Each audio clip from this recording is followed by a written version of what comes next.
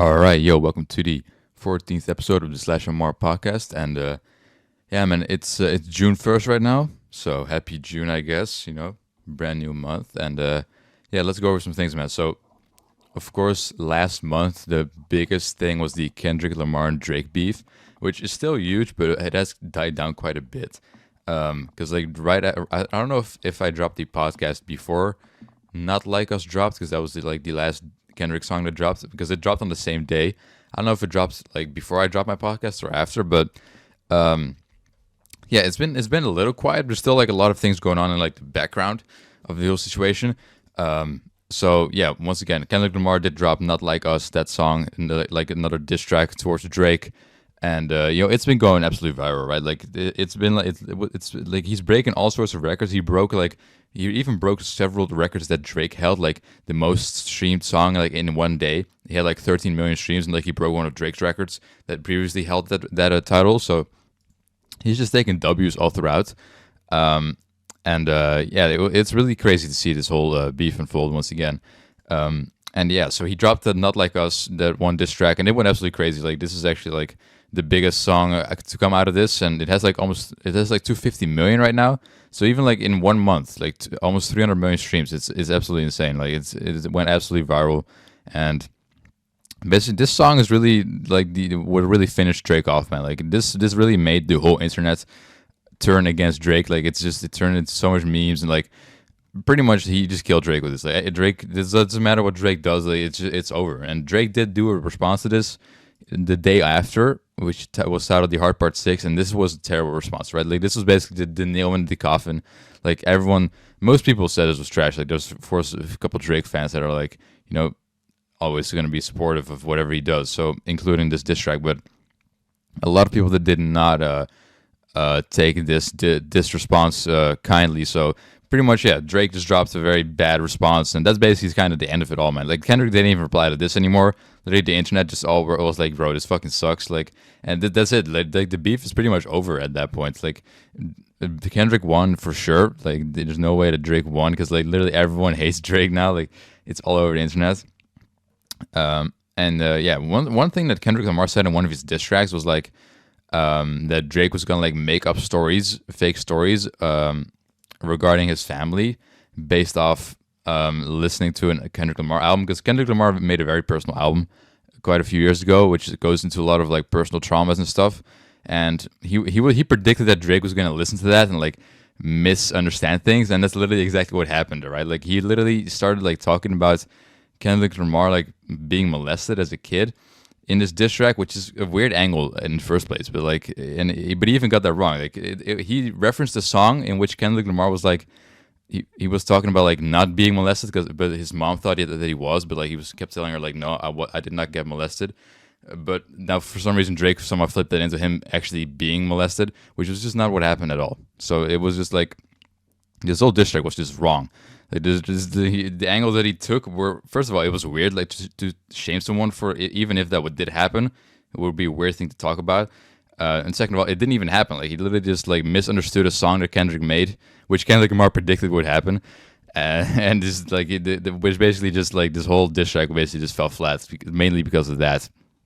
Also, one of the main things there was that Drake was trying to say like, "Oh, yeah, we fed you the information," like because Kendrick Lamar exposed that Drake had like a daughter, and also some other things. And then apparently Drake said that like he fed them that information, like he made someone else tell him that, and then they were like, okay, he probably believed that. And then he used it on this track. Of course, it would be fake information, and that's of course bad for Kendrick Lamar if you're going to use fake info, but. Yeah, nothing of that is proven at all. Okay, like Drake in this diss track, he keeps telling Kendrick like, "Yo, give the proof of all these things that you're saying." But like Drake is not providing proof himself, and even to the other things he's saying, he said that Kendrick Lamar like beats his wife and like other diss tracks. Like that's also one of his main angles. There is no proof to back that up at all. Right? Like there's literally like, so it's kind of funny that Drake's out there like, "Come on, man, show the proof," when he doesn't have any himself. So it was just a very weak response once again. Is really the whole internet was just not having it at all. So yeah, I mean that was really just most of the updates regarding that. I mean, Kendrick Lamar has been pretty quiet. I mean, Drake has just been, doing his own stuff. I guess. I mean, he hopped on like a Sexy Red song on her new album, so he's back to making music regularly, but. It's pretty cringe though. Like people definitely don't see him in the same light anymore after this, and he definitely took an L in this whole beef. Yeah, that's just a quick update regarding that, I guess. The whole Kendrick Lamar Drake situation. We'll see how it continues, man. I don't know. I don't know if there will be anything else. Once again, I mean, apparently Kendrick Lamar's working on an album, so people are of course waiting for that. But at this point, Kendrick Lamar definitely it's no competition, right? Kendrick Lamar won easily. And yeah, Drake just definitely with the Hard Part 6, that response diss track, it was just bad. It was really bad. Yeah, that's really about it for that. I mean, there's not really much. They just dropped 2 diss tracks, and once again, Kendrick Lamar, he went completely crazy with that song. It was a huge hit. It still is. Once again, I mean, getting like so much streams every single day.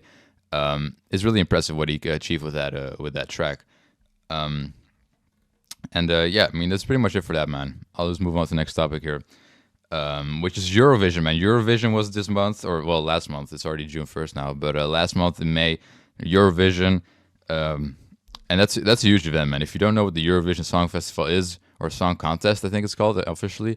For those Americans will probably not know, but like in Europe, it's a pretty huge thing where basically every single year, a whole bunch of countries, mainly from Europe. There's like a couple exclusions that are not from Europe, but they just get together, and each country has like one song and like one artist to represent their country, and then they all like perform, and they get like a jury and also the public. They can vote on whoever they want to win. And this is probably the most controversial year in Eurovision history, man. Because of my country here, the Netherlands, because our artist actually got disqualified, man. See, it was I don't even really, no one really knows exactly what happened still. I'll try to explain it as much as I can. So basically, for the Eurovision, there's like 2 semifinals. So there's like one on Tuesday, one on Thursday, and then the finals on Saturday, I think. So basically, from those 2 semifinals, we will just have like countries performing. Then like people, the top 10 get like voted through, and there's like 5 that fall off or something.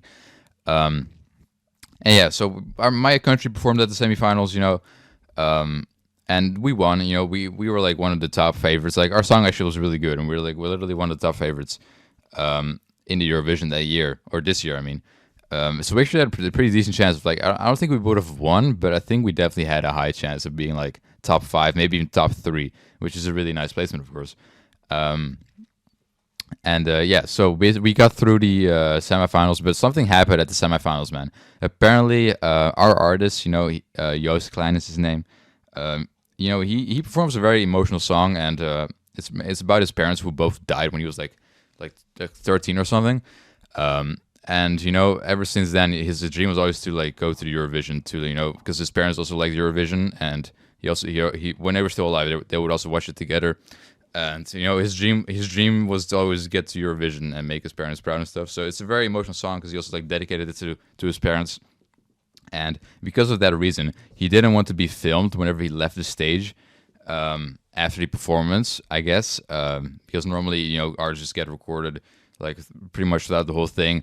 But he specifically requested multiple times not to be recorded after his performance, but he still got recorded, and he kind of got mad about that. So he apparently he didn't touch anyone, but like he apparently made like a threatening like movement, quote unquote, which he just like waved his hand like at like the camera or something, and apparently like the camera somehow fell or something, and they just literally just banned him for that. Like it was way blown out of proportion completely, man. So like literally it was very unclear at first. Like we were all like, what happened, we just heard that like he wasn't at like the repetition for the jury on like Friday. People were speculating, and like we didn't really know what happened. Like we heard that there was like an altercation, that something was being investigated, but we didn't exactly know what happened. And then the rumors came that he beat someone up, the camera woman. He hit her apparently, which ended up being not true, of course, but that was the rumor at the time. And yeah, we still haven't really had like an official statement from anyone, not even from the artist himself. He really kept quiet. He did like send like a heart emoji on like his Instagram or something, and he posted like a dog video for some reason. Yeah, it was very sad, man. It was very sad, and He shouldn't like be banned just for that, right? I mean, it wasn't that deep. Of course, maybe it was like a mistake on his part, maybe something he shouldn't have done. But to like completely exclude him from an event like that, especially because I mean, his song was also just like really good, right? We would have literally like been like a really high up, man. I like, of course, if I want my country to like win and stuff, like, it was really cool to see the whole world like be well, not the whole world, but like people at the Eurovision, right, be so hype about that song, and it was really cool. But unfortunately, man, the Netherlands got scammed. So yeah, it was really big, man. It was really big drama, and like the whole public also had like was very mad. So that, like during the actual like final, like whenever they broadcasted the finals, there was a lot of booing, man.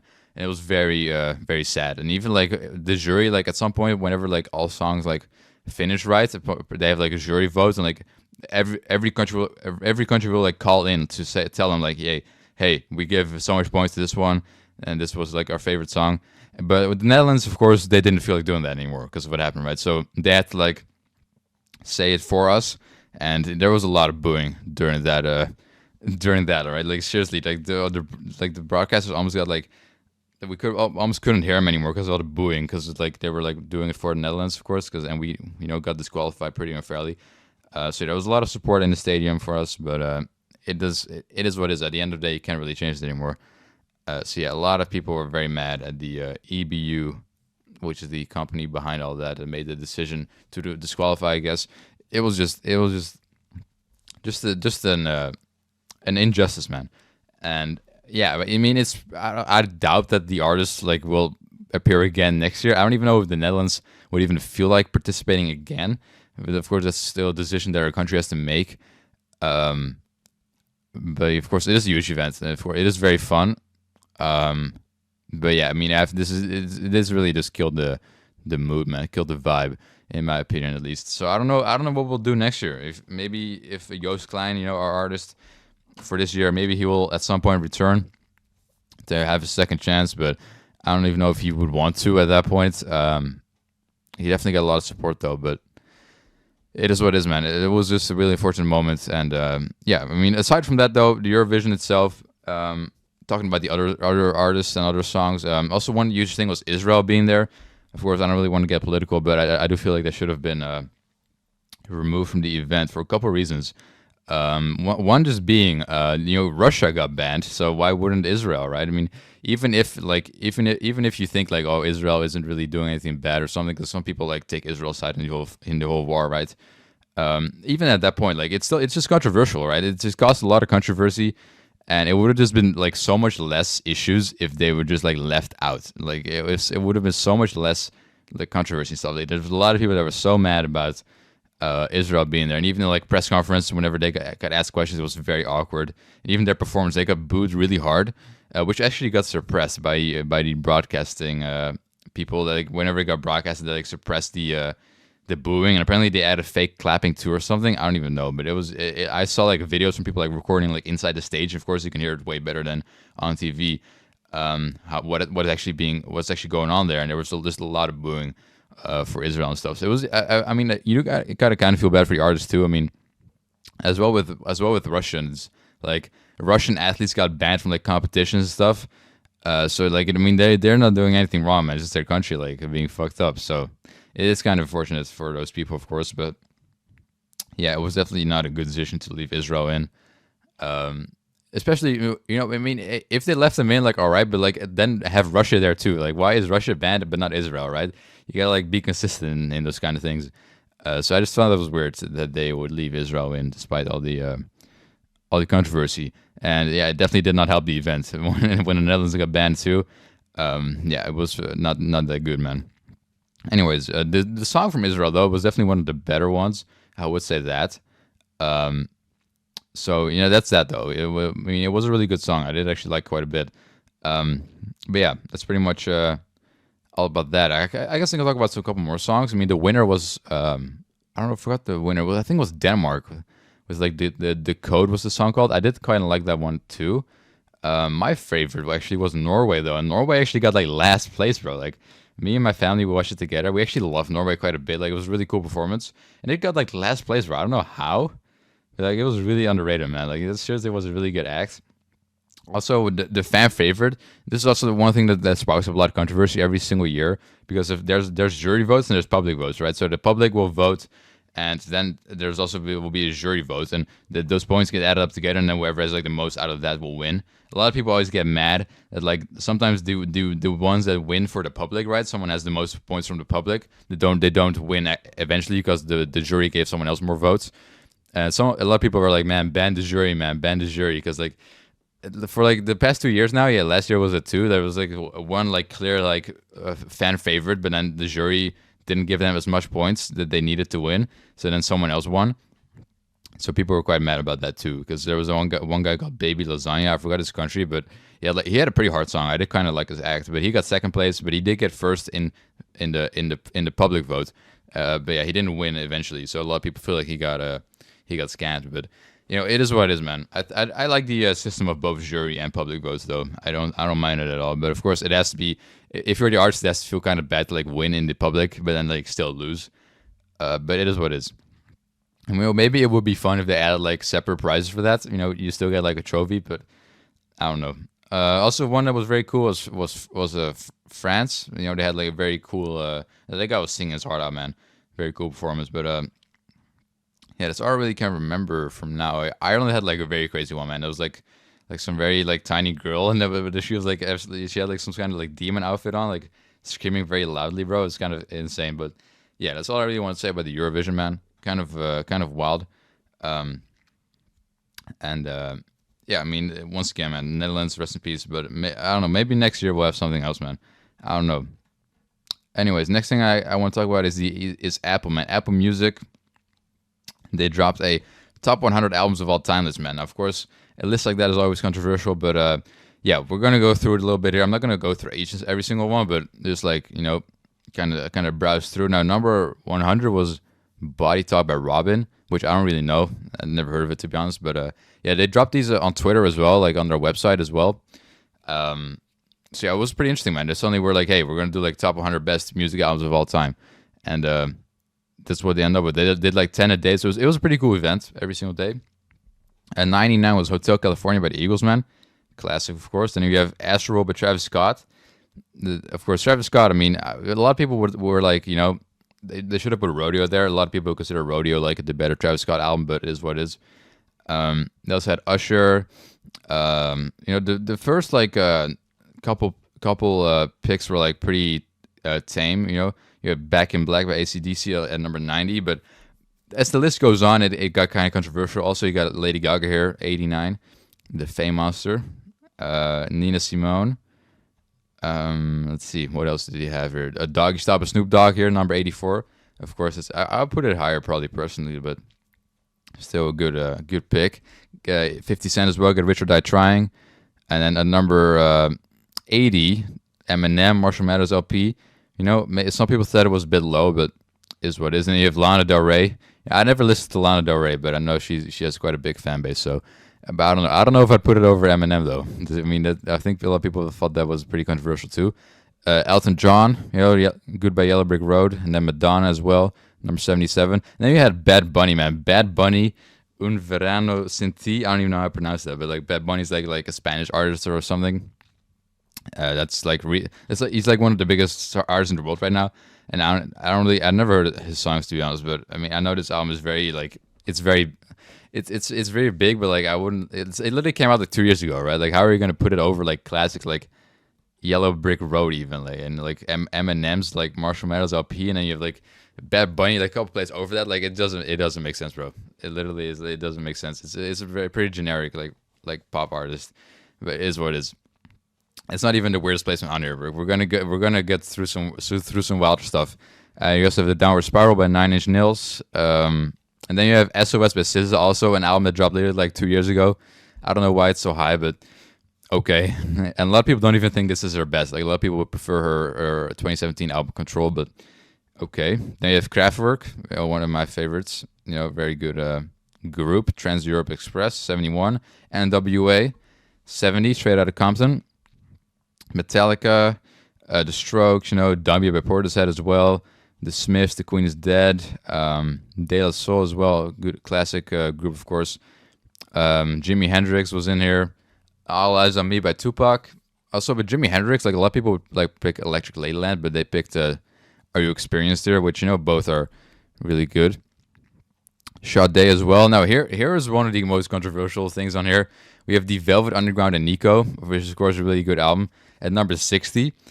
But then right ahead of that, they put Arctic Monkeys, bro. AM by Arctic Monkeys, which is which is like these things is not comparable at all. How are you gonna put that over the Velvet Underground, man? That's like that was insane. Like I don't know why they put this fucking higher. Like at 59 Arctic Monkeys, are you serious? No way, man. They also had D'Angelo, Voodoo, The Cure, and then Rihanna over all those other things, like Rihanna with Anti or Anti. I don't know how you pronounce that. Yeah, I mean Anti. I haven't heard it, but it's pretty high for like a 2010s random ass pop record. But it is what it is. And then you have Love Supreme by John Coltrane, of course. I really love this album, number 54. And then you have the Rolling Stones as well. Whenever I see people's like top albums list, I never see this Rolling Stones album. They chose Exile on Main Street. I usually see people pick like either their like not like early like mid 60s albums or like Let It Bleed. I think that's what it's called.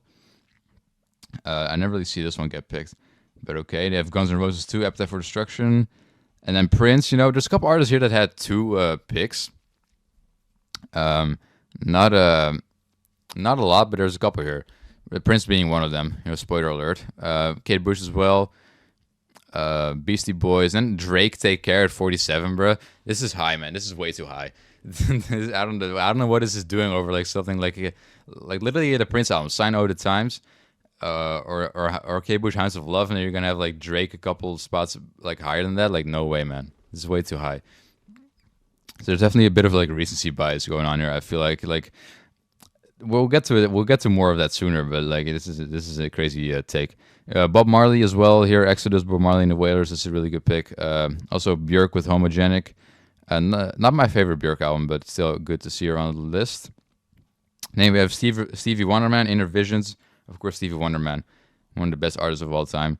Talking Heads, Remaining Light, and then we also have Janet Jackson here. I never really see Janet Jackson much in these lists because usually it's just Michael, right? But she's definitely an underrated artist, mainly because of Michael Jackson just overshadowing like the Jackson name, But yeah, she's at 42 here. Then we also have Outkast, Aquemini 41, Aretha Franklin, and this one right here, Illmatic by Nas. This was kind of controversial, man. Like 39 is pretty low for this album. Like a lot of people put it way higher, especially in the context of hip hop, man. Like this is a rap album, of course.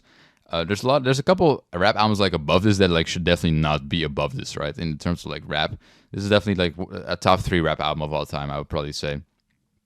So it is a little bit low here, but a couple of spots after that at 37, you have Answer the Wu-Tang, but Wu-Tang Clan, of course. Like this is not that controversial to put over Illmatic, but it's also kind of low still though. Then you have Beyonce self-titled. I don't know like why this is so high. 36. I mean, really? Okay, I guess. It's pretty cool though. And then you have Radiohead at 33 with Kid A. Not their only placement, but we'll get into that later. Ready to Die by Biggie, 32. And then Billie Eilish at 30, right? Billie Eilish at 30. I mean, really? What are we doing here, man? Way too high in my opinion, but still, shout out to Billie Eilish though. She just dropped a new album, so that's cool. But like to have like Ready to Die by Biggie and then like 2 spots above it have Billie Eilish, man. That's kind of crazy. Anyways, then we have The Dark Side of the Moon by Pink Floyd, which actually I thought this was kind of like low as well. I mean, even though 28 is like decently high on the list, but like a lot of people's place is way higher, man. Like this is like definitely something that I see on a lot of people's like top 15, top 10 maybe even. So I thought it was kind of crazy. Also here, pretty controversial take here, Led Zeppelin 2 at 27, because this is the only Led Zeppelin album they include, right? A lot of people like when I look at like what their most like highest regarded album is, people usually go for Led Zeppelin 4, but for some reason they chose 2 here, which I mean, okay, but then we have Kanye West, My Beautiful Dark Twisted Fantasy, 26. A lot of people thought this was kind of low, but I think this is decently a decent placement. I'll put it around there too, probably. Kind of Blue by Miles Davis, really good album, 25 here. And then we have David Bowie, Rise and Fall of Ziggy Stardust. And then we have Discovery by Daft Punk, right? This is, of course, a really good dance album, man. probably like the best of all time, maybe even. And then here we get into some controversial takes here, right now. 21 here is Revolver by the Beatles, of course, classic. 20 is Pet Sounds by Beach Boys. And then 19, Dr. Dre, The Chronic, okay? And then 18, right? Here it is. Taylor Swift, man, 1989. Over all those albums that I just named, man. Like, how is this better than The Chronic, fucking Pet Sounds, and Revolver, man? Like, how?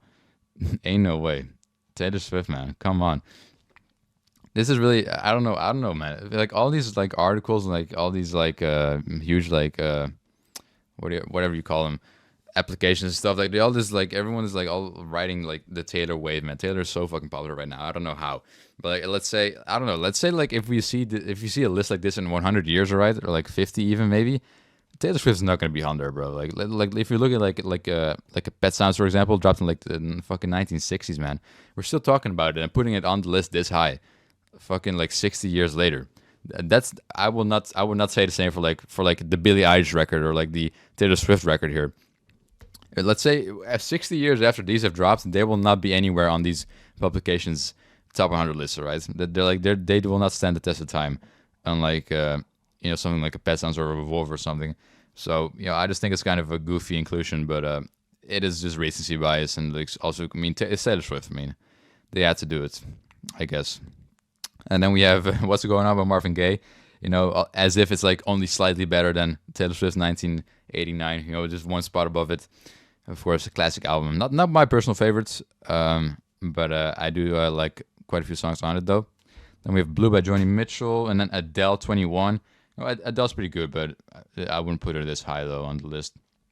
And we have Bob Dylan, of course, classic Highway 61 Revisited. And then the Blueprint by Jay-Z, apparently, a lot of people thought this was a pretty bad placement. Not only is it not Jay-Z's best album in a lot of people's opinion, but also it's just way too high. Like, I mean, seriously, are we really taking the Blueprint over Illmatic and like Enter the Wu-Tang? Like most people would do not agree with that at all. And then number 12, OK Computer by Radiohead. On a site I use called rateyourmusic.com, this is always like number one, but like it recently got surpassed though. But like this is like the top 2 album on that site, as well as albumoftheyear.org as well. So this usually plays like very highly by like internet people, but still number 12 is pretty high though. And we have Rumors by Fleetwood Mac. I haven't actually not heard this, but I should probably check it out at some point. Number 10, man, we got into the top 10. Lemonade by Beyonce. Once again, Beyonce also was like on 36. I mean, 2 Beyonce placements. I like her music, but I mean, I think that's kind of an overstatement here.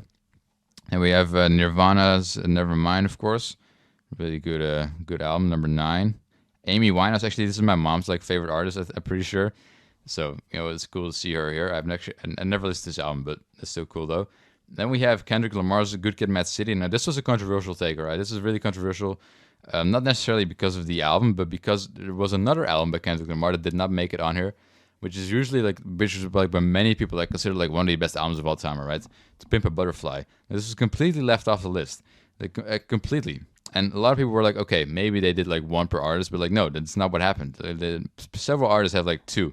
For some reason, they just left out To Pimp a Butterfly completely, which is like really by critics and like even like this music publications all around the fucking internet. They consider To Pimp a Butterfly to be like super high. So I don't know why they left that off completely. I mean, me personally, I would leave it off too. Because actually, that's my hot take here. I don't really, I love the album, but like it's not I don't think it's perfect or anything. I definitely prefer this album. Like Good Kid, Mad City is definitely the superior Kendrick Lamar album in my opinion. But a lot of people are pretty mad about that To Pimp a Butterfly didn't make it on here. But yeah, that is pretty wild though, considering the nature of this list. Stevie Wonder, Man, Songs in the Key of Life, of course, a classic. I love Stevie Wonder. Number 6, definitely deserved. And we have Frank Ocean, Blonde. This is definitely not deserved, bro. What is this doing in the top 5? Like that's absolutely crazy. Ain't no way. But it's still a good album though. But definitely overrated in this list for sure. Then we have Prince, man. Prince and the Revolution, Purple Rain. Really good album, man. Shout out to Prince. And then number 3, man, Abbey Road by the Beatles. Of course, classic album. Very, very highly held. By most critics and stuff. Very high regard. So it does definitely deserves to be here. A lot of people were like expecting Sgt. Pepper's to be in the top 10 as well or something. But they did leave that one off too. I mean, I don't know. It's kind of hard to like put three artists, like put three albums for one artist in the fucking list. So I think they probably just left it off because they didn't want to like include that much fucking albums by one artist. But yeah, they did have to, of course, include Abbey Road, of course, and then also Revolver, which is pretty nice. And then number 2, man, Thriller by Michael Jackson. Of course, timeless fucking pop classic, man. It's definitely one of the most goated albums of all time, man. I mean, just all it's literally just hit after hit. It's so fucking good. So it definitely deserves to be top 2, in my opinion. I would even put it number 1 if we're considering what is actually number 1. I would definitely put it over that, which is The Miseducation of Lauryn Hill. Of course, Lauryn Hill, man, really, really influential artist. Great artist, great album, of course as well. But number 1 is a bit high, man. It's a bit high. It's definitely an interesting pick though. But yeah, I definitely not have it there personally. But yeah, that's the top 100 albums, man. So definitely there were a couple of weird ones on there, especially the Taylor Swift one, man. The Taylor Swift one was incredibly controversial. A lot of people were like, man, what the fuck? Like at that point they just couldn't take the list seriously anymore. Like after seeing that, like what the fuck is going on here? But overall it's a pretty alright list though. I don't hate it or anything. One thing that I thought was kind of weird though is that they what they did was they posted like at the same time every single day. They posted all these albums, right? They did 10 a day at the same time every single day. But except for on the last day, for some reason they did it like 2 hours earlier. So I was literally like I was waiting on like the countdown and stuff to see the top 10, and I just randomly go on Twitter and like it's already there. I was like, bro, what? They were supposed to do it in like an hour. So I thought it was kind of weird. So yeah, I mean that was kind of my thoughts on that. It's definitely a decent list, but definitely did leave out some classics. Also a lot of like underground stuff. Me personally, I would have like Godspeed You Black Emperor. I definitely have like 1 or 2 of their albums on here. Leonard Cohen as well didn't make it, man. It's one of my personal favorites, man. Rest in peace to that legend. Definitely could have made the top 100 over like a Taylor Swift, man. Come on. Yeah. Yeah, I mean that's just my thoughts on that. It's a decent list though. It's a decent list, but also like a lot of people were like kind of upset that they didn't include that much jazz. It was like only like 2 jazz albums or something. Also like no like ambient or something. Like they could have put like Aphex Twin on here, and also not that much metal. Like they left off Black Sabbath completely, which is interesting. But yeah, that's pretty much all there is to say about this list, man. You can just Google it yourself if you want to see the whole thing, man. Just Google like Apple Music Top 100 albums, and you'll find it there. But yeah, that's about it for that. And after that drops, Opera GX, man, the browser, they made a top 100 game soundtrack tier list. Not tier list, I mean this list. They made a top 100 soundtrack tier list, video game soundtracks. So that was also pretty cool to see. I mean, I haven't listed that much video game soundtracks myself, but like they said, like Apple Music list didn't have a single soundtrack, so we made a top 100 soundtracks list, which we can also go through briefly here. I don't really know a lot of them, but we did have The Sims 4. I'll just talk about the ones that I know a bit. At least I know the games, right? I know The Sims 4 as a game, but I never really heard the music. Then we have Jetpack Joyride, man. Jetpack Joyride was actually one of my favorite games back in like my iPad days, like 10 years ago when I was like way younger. Jetpack Joyride is definitely, they have fire music, man. They definitely have fire music in that game. They also had Fortnite on 96 and then Overwatch 95. Yeah, I mean, Fortnite definitely has some good music. I can't lie. Animal Crossing 91. What else do they have? Far Cry 3 at number 87. And then Wii Sports. Wii Sports at only 86, right? I feel like that was very low. I put Wii Sports is a classic, man. Like they should definitely have this way higher on the list, in my opinion. Especially because they have like Genshin Impact here at like number 84. I mean, there's no way that, and even Rocket League 83, man. There's no way that the Wii Sports soundtrack is like worse than the Rocket League one, man. Like, come on. Although I do like the Rocket League one a lot too, for sure. Call of Duty, Modern Warfare 2 at number 81. Let's see, what else did they have here? And once again, I don't really know that much video games on here, but Team Fortress 2, I know Team Fortress 2, 73. Grand Theft Auto 5, GTA 5, they had a 72. They also had like Fall Guys like very high, man. So like the list is a little goofy. Okay, they have Cuphead at like 65. That's a decent pick. The Last of Us as well here on 62. Battlefield 1 61. Let's see what else do they have here. Baldur's Gate 3. That actually dropped pretty recently. Like last year, pretty sure the game dropped. The game came out. I'm not sure though. Also Super Smash Bros. Of course that includes some more Mario stuff in there, man. Pretty sure they only have like two of those things though. Like they didn't have the King Kong soundtrack on here, which a lot of people were expecting to see in like the top 10, but they just didn't have it here at all. And have Fall Guys, Fall Guys at number 45. There's no way. That soundtrack is not that good, bro. Like they definitely should have put that like way lower if they want to include it. Also, Legend of Zelda number 42. Plants vs Zombies, man. Plants vs Zombies number 39. Definitely a classic, man. This is a very good soundtrack. I would have put it higher personally. That's a really good one. Subnautica as well, 34. But of course, there's one soundtrack. Also, they have League of Legends here at 32. But there's one soundtrack that rules them all, man. There's like this the one soundtrack that is just way better than every single one ever made, and we'll get to that in a second, though. 29, Super Mario Galaxy. That's like the last like Mario inclusion, pretty sure. Dark Souls as well. We're in the top 25 now. Let's see what they have. Kingdom Hearts 1, Half-Life 2, Sonic Frontiers. Sonic is goated, man. Like that's a good inclusion right there. Portal. They even have Halo.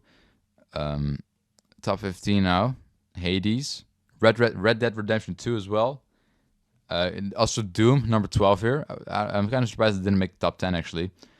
Let's see though. What else do they have in the top 10 here? Cyberpunk 2077, of course. That's a pretty good soundtrack. Hollow Knight number 5. And then number 3, Undertale. Undertale is very popular, man. Like very popular. And number 2, The Witcher 3, Wild Hunt. And number 1, as I said, man, there's one soundtrack to rule them all. And everyone knows this. It's Minecraft, man. Minecraft definitely has the best soundtrack for any video game ever, man. Like it's really good. Like it's really great ambient music. It's definitely held in very high regard. Even like from people that like just listen to it outside of the game. Like this is just like it's a very known. It's like probably the most known soundtrack as well. It's the Minecraft one, man. It's really a classic. So yeah, those are some fun music lists made by those publications. That's really all about that. I just want to go over those real quick. I don't really have anything on the Oprah GX one, like the top 100 soundtracks that I'm like, oh man, this should have been there because I'm not really that educated on all that stuff. But the definitely the King Kong one though, it should have definitely been there. But yeah, that's aside the point. Next up, I want to talk about Mike Tyson versus Jake Paul, man. Now, I talked about this on my last podcast too. And they had a press conference. It was a pretty weird press conference, man. It was a really weird press conference. I saw a few clips, like Mike Tyson was saying some very weird things, and it was just a very weird place to be. It looked like a very strange press conference. Anyways, it got postponed. Man. Like literally just yesterday. Netflix posted this on their Twitter. Unfortunately, Jake Paul and Mike Tyson will not face off on July 20th as planned.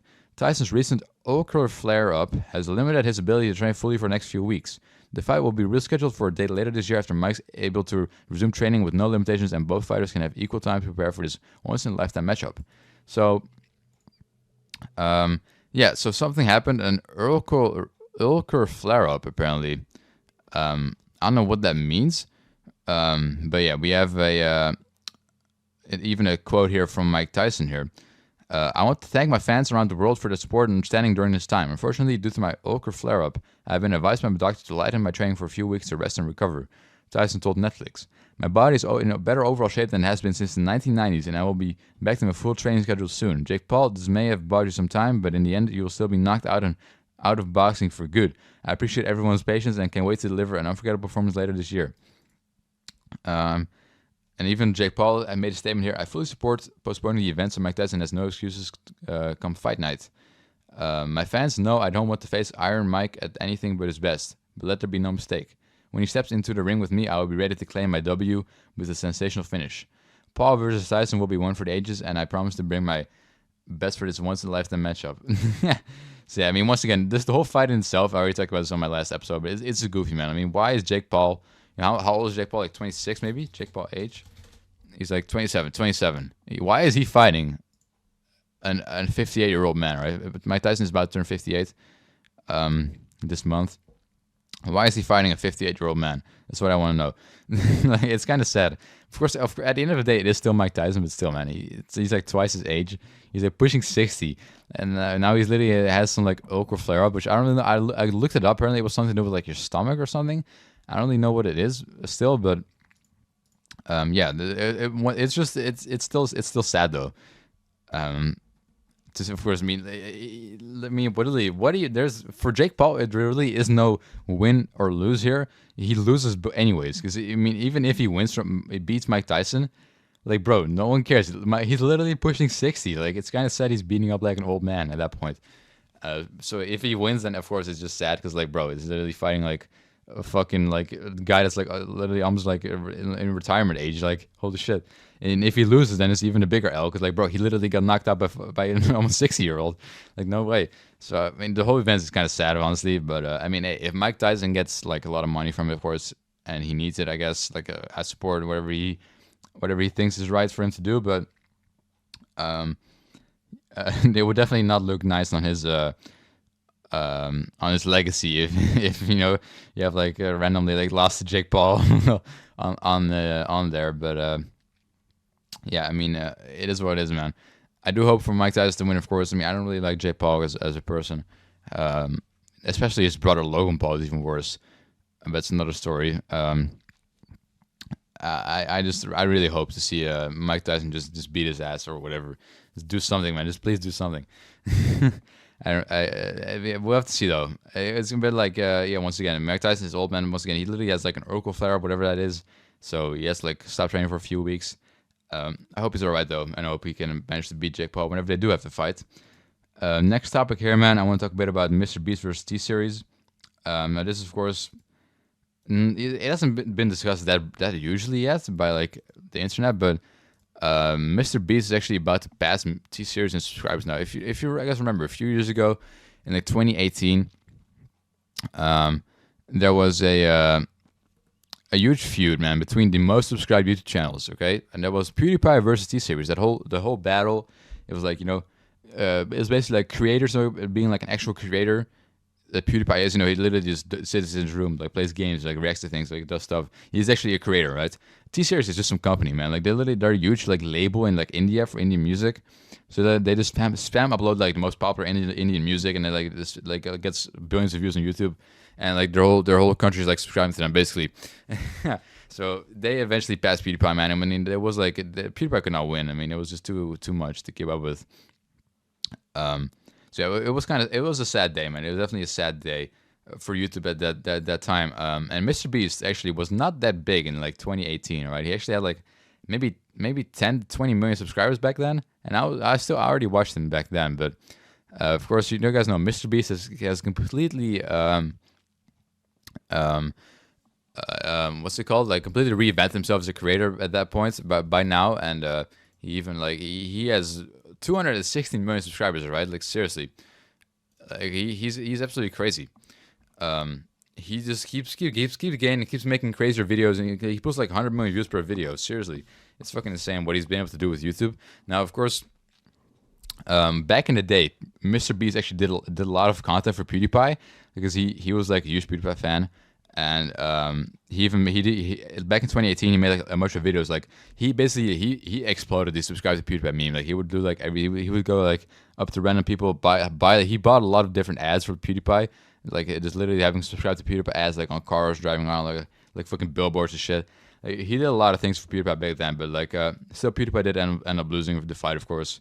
Once again, I mean, it was just not doable, man. But he did hold it down for like a really long time. A lot of that thanks to MrBeast as well. But yeah, eventually T-Series just passed him completely, and yeah, it was done at that point. But now, look, 6 years later, MrBeast actually got so popular that he passed PewDiePie, he passed like so much other stuff, and he's now actually battling T Series in a new sub battle, right? A new sub war. And T Series is gonna lose, man. T Series is definitely gonna lose here. It's currently only 1 million subscribers off. So I expect MrBeast to pass him in like the next like week or two. It's gonna happen real soon, and then MrBeast will officially be the most subscribed YouTube channel on YouTube, which it really just comes full circle, man. From him like helping PewDiePie, and then eventually, I doubt he could ever imagine that he would be at that point at this point 6 years later, man. It's just comes full circle. It's really beautiful to see. Now, of course, back then it was like companies taking over YouTube, like companies versus creators. Now, MrBeast is kind of like in between that. Of course, he still is like he's like a person, right? But like he has like a whole production, like super like advanced like crew behind it. He has thousands of people working for him. So MrBeast is kind of a company too at this point, but it's still a nicer to see like MrBeast at the top than a T Series, of course. Now, of course, PewDiePie, of course, is still the number one YouTuber technically. But yeah, MrBeast, of course, is going to be the most subscribed channel, and it's really good to see something like that happen. And once again, for all the reasons that I've stated previously, also T Series has been really toxic about this. Like they were literally on Twitter like a few days ago, like guys, please subscribe, please subscribe to your T Series. And then, like MrBeast would comment on their posts. Like MrBeast said, like, nah, so subscribe to me instead. And they actually deleted his comment. They deleted his comments on Twitter. So there's like a whole beef, man. Like T Series are not happy about this, and good, man, good. Of course, we don't like T Series over here, man. So it's really funny that this happens, and this is definitely YouTube history, man. And I'm all here for it, man. I'm all here for it. So I just want to talk about that really briefly. Next up, man, I really want to talk about some of my personal life stuff right now, man. Because actually, I went to the dentist, man. I went to the dentist a couple weeks ago, 2 weeks ago maybe, and I got some bad news, man. I got some bad news. Now, my teeth are fine though. Like actually, my teeth were like really good. Like seriously, I was at like some lady that like checks your mouth and stuff, the fucking dentist, and she was like, "Well, your mouth is like crazy good. Like, do you know that you brush this well? Like, has everyone ever told you that your teeth are like this clean?" And I was like, "Nah, like not really." I thought it was like normal. So she was very surprised. She's like, "Wow." So I never really had that before, because actually like a couple years ago I was like not really brushing that well, and like I was like on the verge of like having like a cavity, but not really. Almost though. Like if I didn't like start brushing better, then I'll probably get like a cavity. But I changed my ways, man. So now I have like a really good fucking like dental like really good teeth, I guess, whatever. So yeah, that's the good news part. But then the bad news came after that. I gotta get my wisdom teeth pulled, man. Hell nah. I don't even know. Like I don't even know what to expect. But I know from other people that have had their wisdom teeth pulled. That's not really a pleasant experience. I don't really know how much I have to pull. Maybe like all of them. I don't even know, because they were like growing pretty weirdly. And over like the past like 2 months, maybe I've actually had like actually like kind of not really pain, but like it just feels weird. Like my mouth's like kind of fucking up because of these wisdom teeth. So yeah, it's definitely not looking good for me, man. And actually, I've already have the appointment next Wednesday, man. So I'm gonna get my wisdom teeth pulled, and it's kind of dire, man. It's really dire. But yeah, I mean, hopefully, at the end, I'll make it through. But it's I don't know, I don't know, man. I don't know what to expect. It's gonna be bad though. So yeah, but definitely my bottom right one and even bottom left, like they're fucked up. My top ones are like I don't have any problems with them, but they also like are growing pretty weirdly. Yeah, apparently the wisdom teeth like usually appear around like ages like 17 and 24. So yeah, I mean I'm 17 now, so that's I mean I guess bad luck. Some people don't have them ever. Like they do have them, like they just never like grow, they never like show themselves. But yeah, I gotta get them pulled, and I'm not looking forward to it. But hopefully whenever they are pulled and shit, and everything's done, like I'll be able to have like the best fucking teeth ever, man. This is a small thing I want to discuss. Last thing we want to talk about is actually last night, man. Last night I actually had a party for my old high school. Like it's called a gala here, like a fucking like gala. I'm pretty sure that's an English word as well. I don't know if it means the same though, but like it was pretty much just like it wasn't like dancing or anything. I mean, there was like a club, but you could go inside with like a DJ and stuff. But like it was just like basically it was just a high school party pretty much. I don't really know if it's like comparable to prom, because I don't know. It's kind of like in between. Like, it's kind of just like whatever. Pretty much like all like the sixth, because like the high school that I went to had like 6 different years. So like it was like the sixth year pretty much, and all those people from the sixth year were there, and then they started at 5 p.m. but I only came at like 9 because like I was like of course I'm not part of the high school anymore. I did my first 3 years and then I left. For those that don't know, so but I did get invited by my friend, of course, because a lot of people still know me there, of course. From back in the day, so I did get invited, and I was there. I mean, it was really fun seeing all these old people that I haven't seen in like 3 years.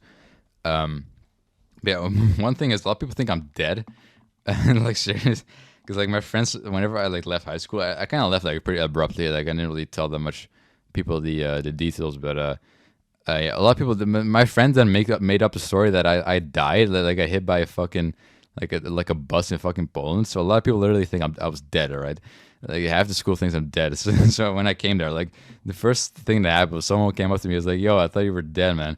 I was like, "Nah, nah, man." So I had like quite a bit over the evening. People are like, "Hey, I thought you were dead." Like seriously.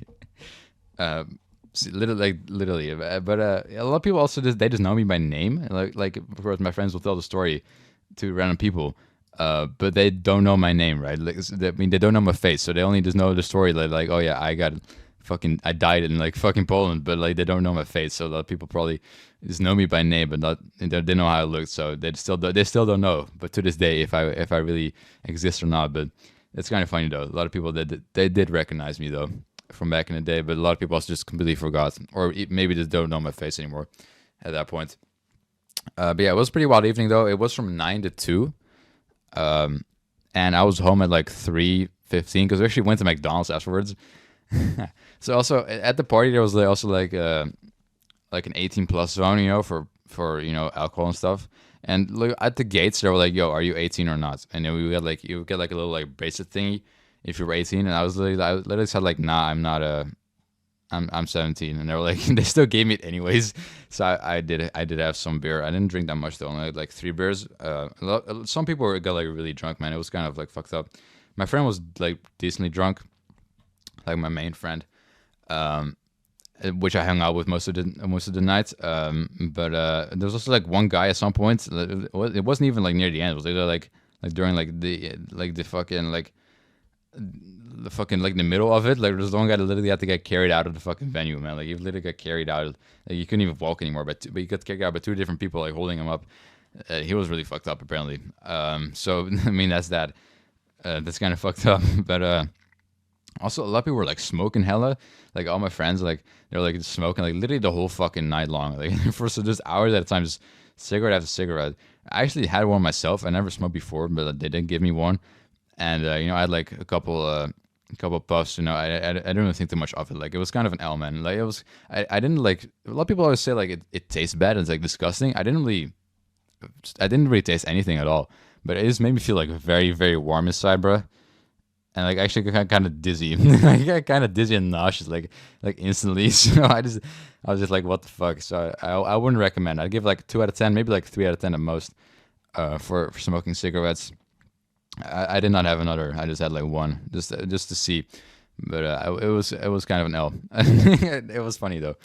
But I did. I mean, I would say I didn't necessarily like hate it though. Like it was alright, but like it was just made me just instantly like nauseous. And like it made me like dizzy, man. Like it was kind of fucked up, but like taste wise or something, like I didn't mind it at all. It was pretty nice. So yeah, that's just that. That was my first experience smoking, I guess. And yeah, I mean, just a very wild night. Met a lot of people, and once again that I hadn't seen in a couple of years. And just hung out, man. It was cool. I took was on a few pictures. I wasn't really on that much pictures, like a couple though. But yeah, eventually at 2 a.m., it eventually came to an end. And we actually went to McDonald's, and it was funny as fuck, man. Because like the normal McDonald's was like closed, because you can't go like inside anymore, like order. We had to actually go through the drive-through. The drive-through was the only thing that was open at the time. So we of course we were just on our feet, right? So we were literally just standing like in front of the drive-through, and we were just walking through it, like all of us. And I had like a Big Mac and like a milkshake vanilla large. It was funny as fuck, man. It was a decent meal. But yeah, but literally just walking through drive-through, like our whole fucking, and actually like half the party went there. Seriously, there was like three or four different groups of people that just like different friend groups that were just all, I went to the McDonald's like that was like close by. And that's that's where like we all just like fucking just literally just ate there, like it was crazy. A lot of people like ordered something, and it was really funny, man. Because there were like a couple cars too. They were literally like in the drive-thru. We were just like standing there, like in between a couple cars. It was funny as fuck. So that's I just want to talk about that real quick too. And then eventually, I did come home, and I did go to sleep eventually at like 4:30 almost. So yeah, that's cool. It was really a really fun evening, man. Definitely the end of an era, man. Of course, if even though I already left high school a couple years ago, it's still this really was like the last night, like the last time, um, really the closing chapter to high school, you know, the high school era at least. Even though I've already been in college for 3 years now, definitely the end of the high school era. The whole 6 years, it's been 6 years, seriously, and it just all flew by very fast, and it's kind of sad, but you know, new and it's a new era, man. Seriously, this really is the end of an era, and it's kind of wild to think about. Anyways, that's all I really want to discuss in this episode, man. A bunch of stuff happened this month, uh, and yeah, I hope you guys enjoyed. Hope you guys have a good June, man. Hope you guys enjoy the month. Next episode coming out on July 6th, I'm pretty sure. The next first Saturday of the month, of course, as always. And yeah, I'll see you then. Hopefully, you guys have a good rest of your day, good rest of your weekend, and see you.